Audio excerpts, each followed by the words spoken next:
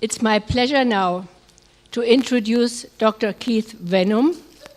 He's from the United States, together with his wife, Pauline. Dr. Keith Vennum is a licensed physician and a mental health counselor. He practices psychiatry and mental health counseling. He is also the president of the Alliance for Therapeutic Choice and Scientific Integrity, a US-based organization with which the IFTCC closely works together. Thank you very much for coming all the way over here.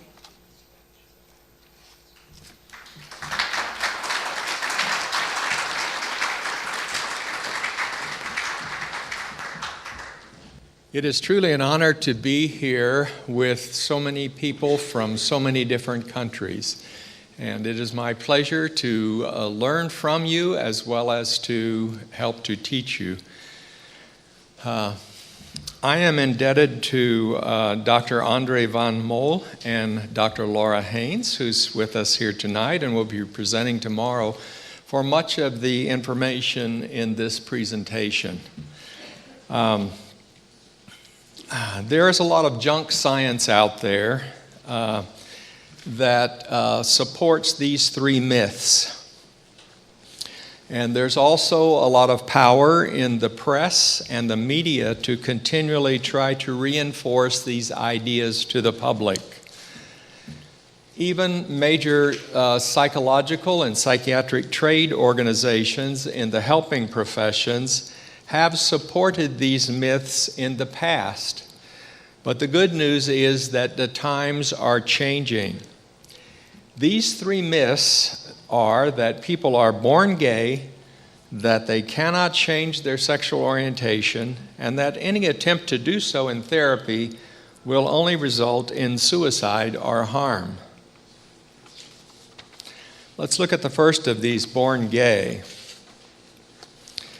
Lisa Diamond, herself a lesbian and bisexual female researcher, says, in essence, the current scientific revolution in our understanding of the human epigenome challenges the very notion of being born gay, along with born with any complex trait.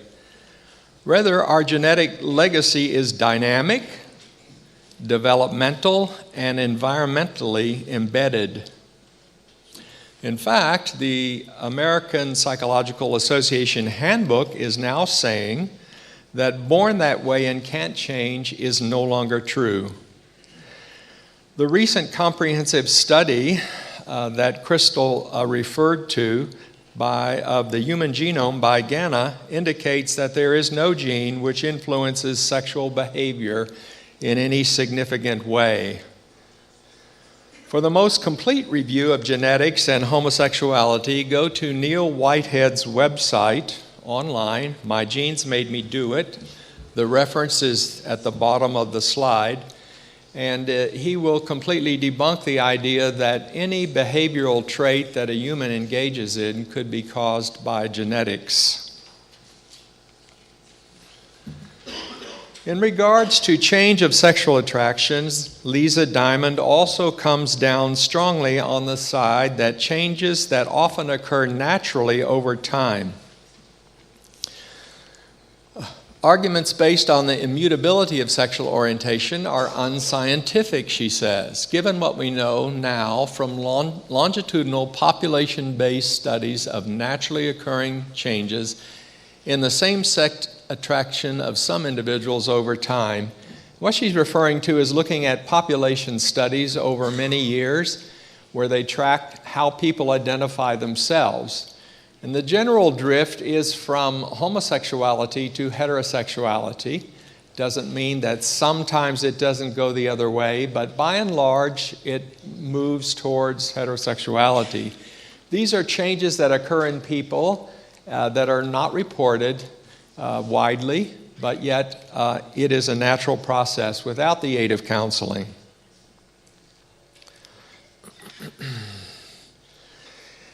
In addition, there will be a study coming out next year with a population in therapy at the Joseph Nicolosi Clinic that will clearly demonstrate that changes in sexual orientation can occur through therapy without causing any harm. So be on the lookout for the PELA study in 2020.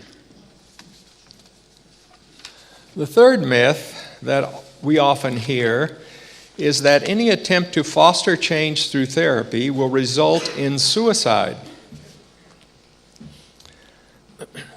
First of all, a religious-free society doesn't seem to reduce gay suicide to any extent. We often think of many of the Scandinavian societies as being relatively religious-free. This study in 2011 estimated age-adjusted suicide mortality risk for men was nearly 8 times greater for men with positive histories of heterosexual marriage and nearly twice as high for men who had never married. And these are registered domestic partnerships between same-sex men. So it isn't religion that is influencing this. The facts are that suicide is much higher in these populations, even in societies free of religious influence.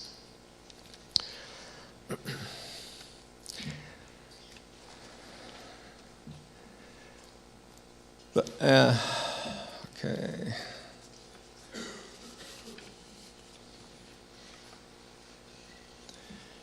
What about changes in sexual orientation through other means? In 2017, a study by Behringer of sexual majorities, or happily religious, found that there was no significant differences are found between mainline Protestants, whose church doctrine often accepts same-sex relationships, and evangelical Protestants, whose church doctrine often condemns same-sex relationships. So they looked at 2 major groups, one in a population, a religious population that condemns same-sex relation, and another population of sexual minorities in a religious population that promotes or encourages it.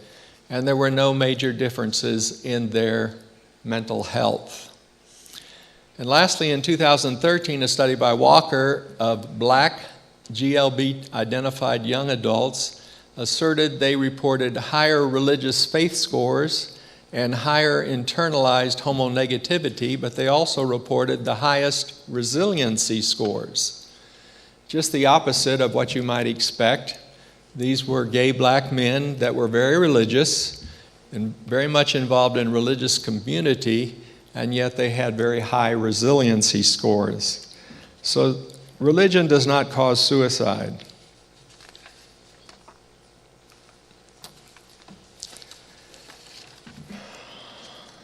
So we can do away with these myths. Currently, some of the major trade organizations are warming to the idea that people are not born gay and that people can change. They just haven't gotten to the point where they admit that people can change through therapy. And that basically is what we are all about. And the Alliance for Therapeutic Choice is an organization of psychiatrists, psychologists, mental health counselors, marriage and family therapists, social workers, and pastors that about 350 strong, mostly in the United States. They will be meeting next year on September 25th and 26th in Orlando, Florida, and any of you who could come, we certainly would welcome you to be a part of that gathering. And now Michael Davidson is going to talk about the future of our 2 organizations. We want to get together to effectively develop a program that can train counselors and pastors how to effectively deal with people who want to change their sexual orientation.